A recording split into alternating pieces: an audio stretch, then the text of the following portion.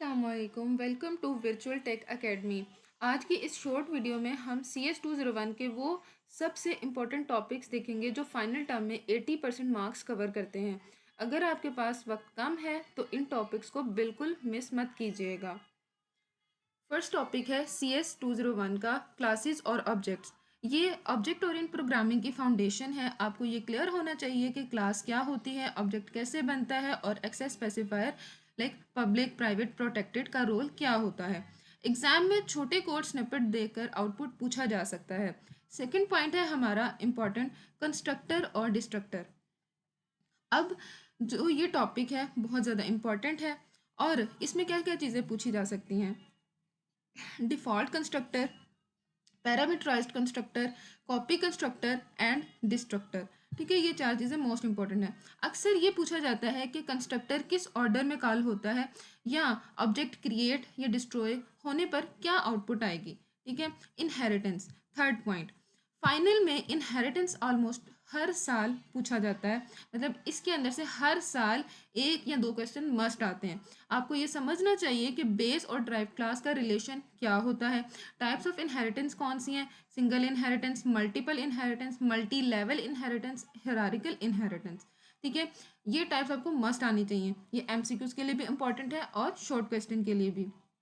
उसके बाद constructor calling order क्या होता है और एम्बिगिटी प्रॉब्लम। ठीक है, उसके बाद इसके अंदर जो आपकी दो चीज़ें इंपॉर्टेंट है वो है डायग्राम और कंसेप्ट आपका क्लियर होना चाहिए। ठीक है, उसके बाद फोर्थ पॉइंट है हमारा पॉलीमॉर्फिज्म।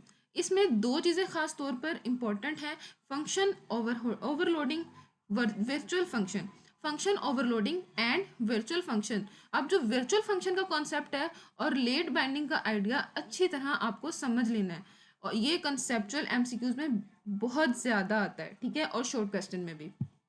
और फिफ्थ पॉइंट है हमारा पॉइंटर्स और डायनामिक मेमोरी। इसमें क्या चीज़ें पूछी जाती हैं, object pointer, this pointer, new और डिलीट का यूज़, अरे ऑफ ऑब्जेक्ट्स। यहाँ से आउटपुट बेस्ड क्वेश्चन कॉमन होते हैं।